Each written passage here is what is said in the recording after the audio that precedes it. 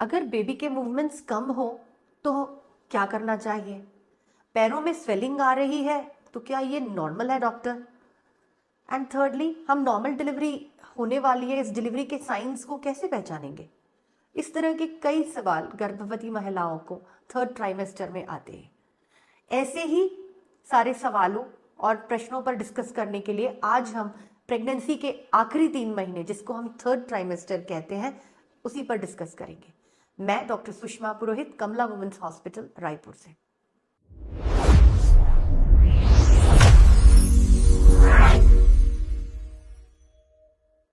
Pregnancy के last 3 months में baby में क्या चेंजेस होते हैं? इस समय बेबी अपना वेट रैपिडली गेन करने लगता है। नॉर्मली 7 मंथ ऑफ प्रेगनेंसी में 28 हफ्ते तक बच्चे का वजन अप्रोक्सीमेटली 1 kg होता है। बाकी सारा वजन इस महीने के इस 7th मंथ के बाद ही बच्चा गेन करता है। सेकेंडली, बच्चे के जो मूवमेंट्स होते हैं उसमें बच्चा ज्यादा स्ट्रॉन्ग किक्स देना शुरू कर देता है। बच्चा आपकी आवाज पर रिएक्ट करना शुरू कर देता है।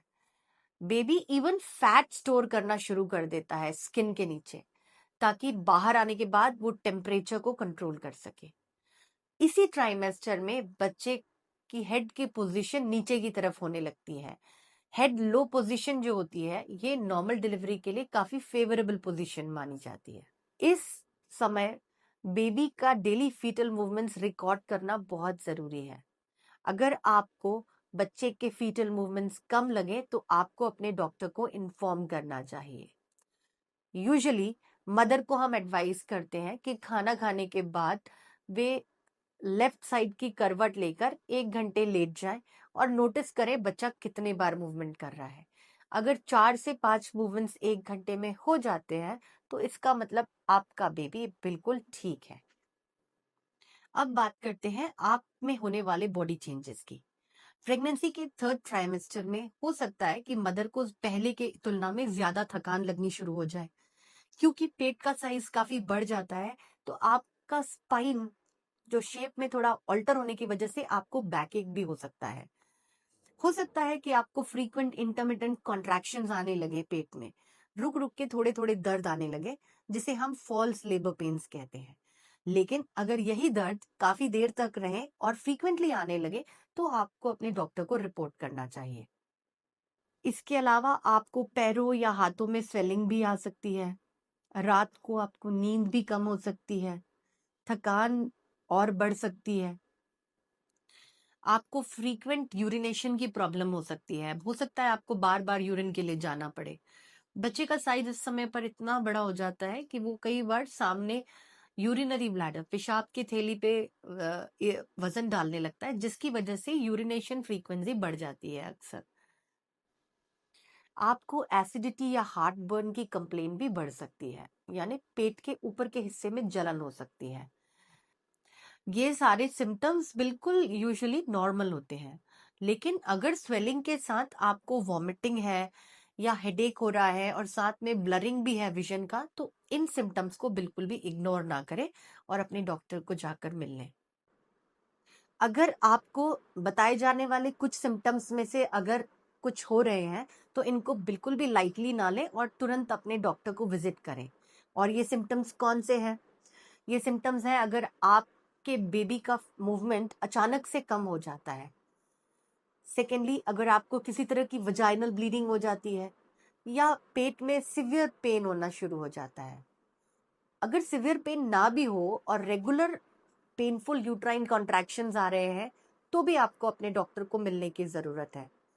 वाटर लीकेज हो जाता है और अगर आपका ब्लड प्रेशर अचानक से बढ़ जाता है।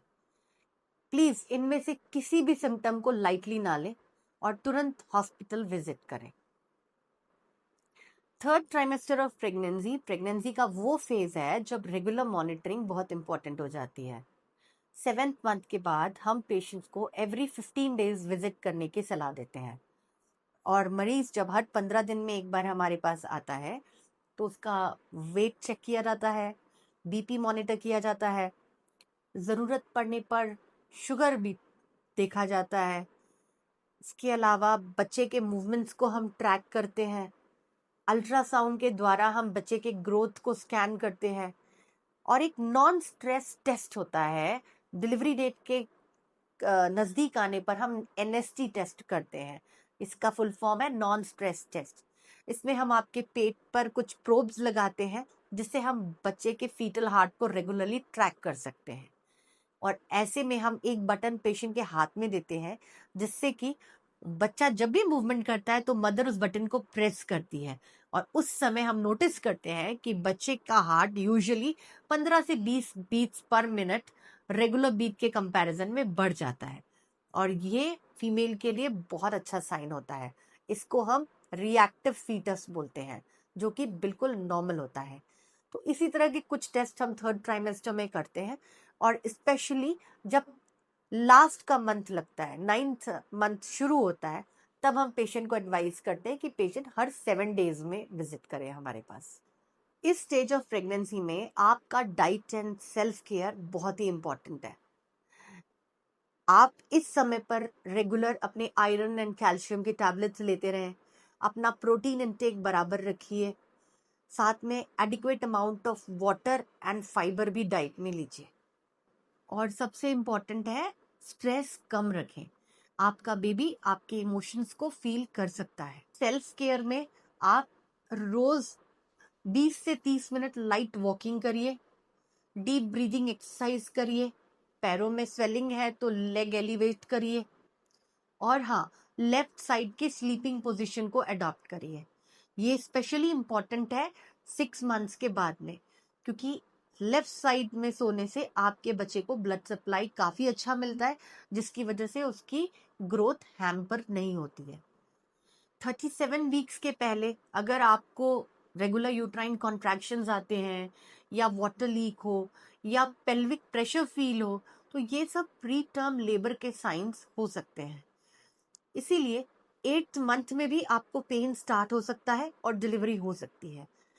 टाइम पर इस चीज़ों को आइडेंटिफाई करना और हॉस्पिटल पहुंचना आपके लिए ज़रूरी है, क्योंकि इतने प्री टर्म लेबर होने के बावजूद भी बेबी को इजीली बचाया जा सकता है और सेफ डिलीवरी कंडक्ट की जा सकती है। लेबर पेन्स के साइन कैसे होते हैं?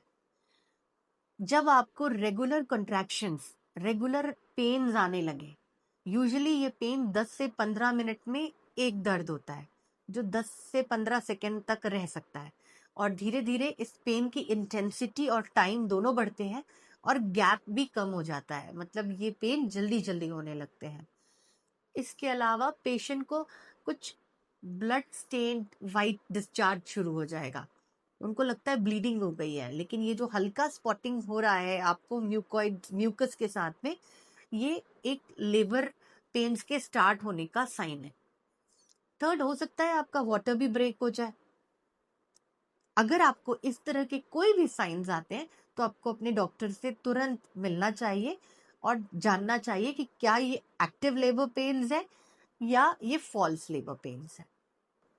थर्ड ट्राइमेस्टर थोड़ा चैलेंजिंग हो सकता है, लेकिन आप अपनी लाइफ के सबसे खूबसूरत मूवमेंट के सबसे करीब हैं।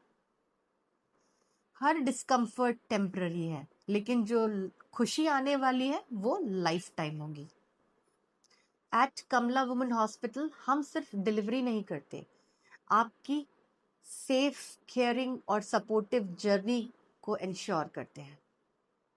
अपना ख्याल रखिए और अपने बेबी मूवमेंट्स को मॉनिटर करना बिल्कुल ना भूलिए। Thank you.